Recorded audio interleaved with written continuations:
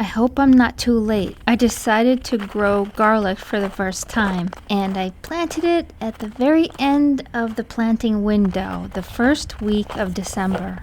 I chose an organic garlic I found on eBay, Music. It's a hard neck garlic, which is good for colder areas, whereas soft neck garlic is best for warmer areas.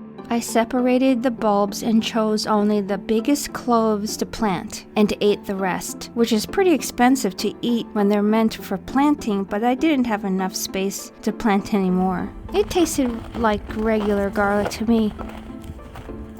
The gate is frozen to the ground, but fortunately it's easy to pull it off the hinge. I really like this gate. It was inexpensive, it looks nice, and it works great. Except when it's icy. I planted the garlic in a few different places, but I put some in that cold frame over there. I'll show you.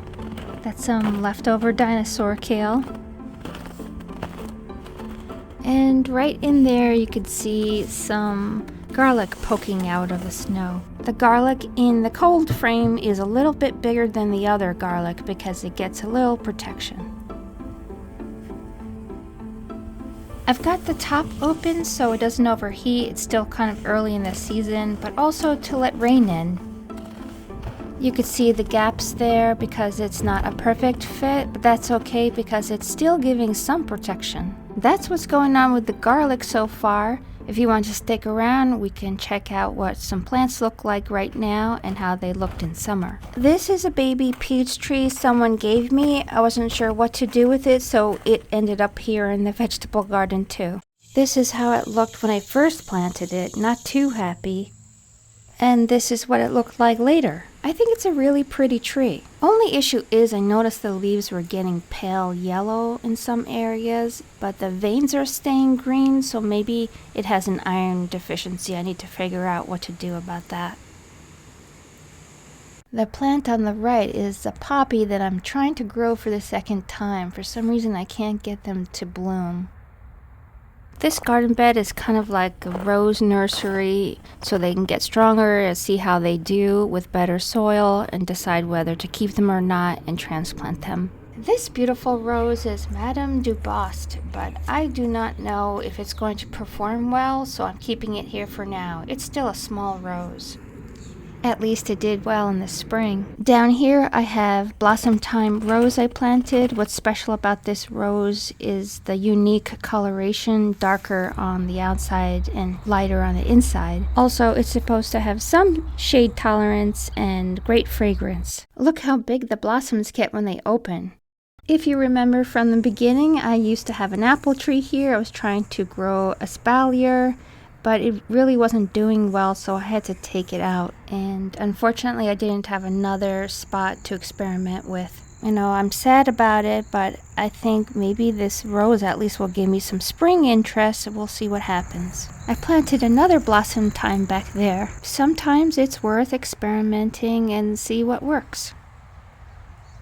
Mixed in with the garlic in these other beds, I also have some iris rhizomes I planted in late fall. They're called Persian berry. They're so pretty. I never knew irises could be this color. And they're fragrant. And they're supposed to be repeat bloomers. If they're happy, they'll bloom in spring and fall. They look so terrible when you first plant them. They look dead, but you could see this is already turning green, growing some roots ready to hunker down for the winter and do their absolute magic in spring. They smell so good even when it rains, and it's hard to describe, but I would say like a slightly floral, very like fresh, clean scent. Just be careful. Rabbits like to nibble on them in spring and in the fall. That's my experience so far anyway. I knew it was a rabbit because I got a video of it, but for some reason I can't find it right now. I have this Abraham Darby rose in the other garden bed over here. I really like this rose. I just think it's going to be better on the arbor with support. This poor rose has been transplanted way too many times and it got too much water. Here's another Abraham Darby rose I have. They can get a little orange in the spring, but I don't mind it one bit. I don't know why David Austin is discontinuing this rose. It is so beautiful and unique, and it has a strong fruity smell, which a lot of roses don't. Could it be all this black spot, maybe? I might get black spot sometimes with this rose, but I don't care. It's just such a likable rose. You'll forgive the black spot. You can just camouflage it in other plants. Right next to Abraham Darby rose, this climbing rose is called Hebe's Cup. It's named after a Greek goddess, the goddess of eternal youth, prime of life, and forgiveness, the cup bearer to the gods. Because it's ancient and it has such a pretty story behind it, that alone kind of makes me want to keep it, but I can't say I'm in love with this rose, but I really like it a lot.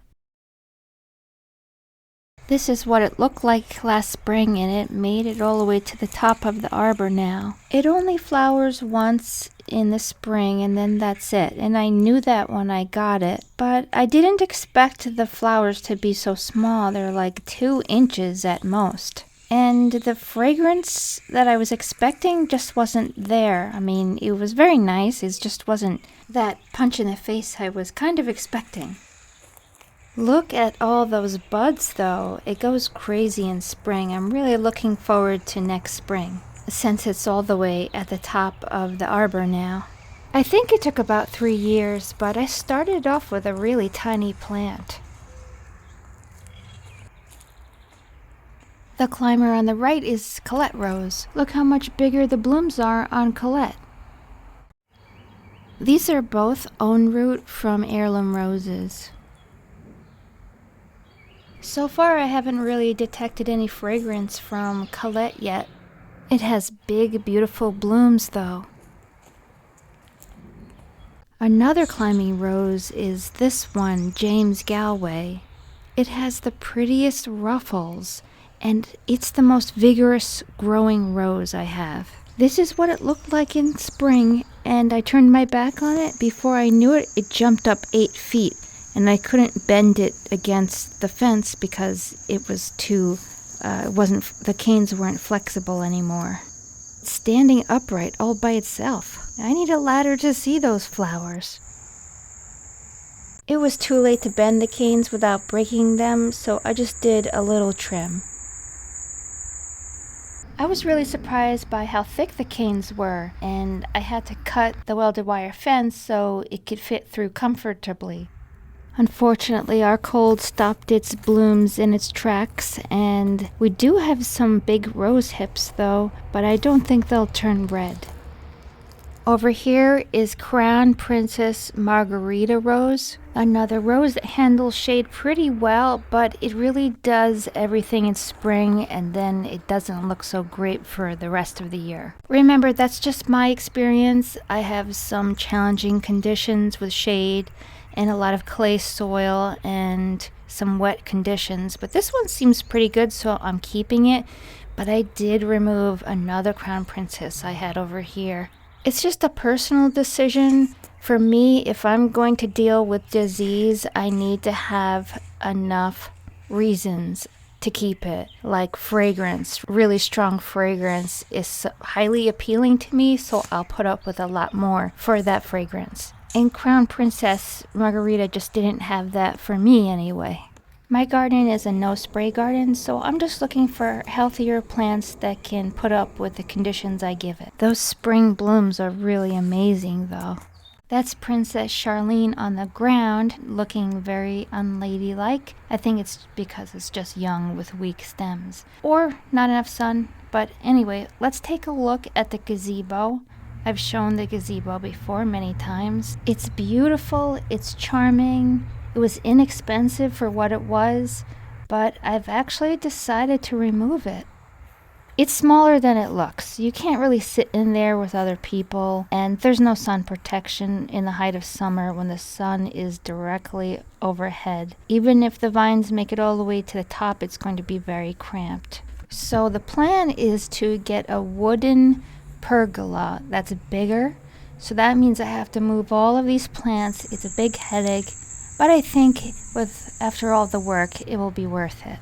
In fall, I began moving a few plants. First I used string and then tape to get a better sense of where to put it and how big it would be. So I guess that's why Fumbling with Flowers is a good name for this channel. I fumble around trying to find things that work and try to go the cheapest, easiest way at first and then have to fix it later if necessary. Sometimes you gotta plan really well and sometimes you just want to experiment. So that's the plan for next spring, and I'll keep you guys updated. Hopefully this video wasn't too long and hopefully you saw something you liked in it. Alright, take care.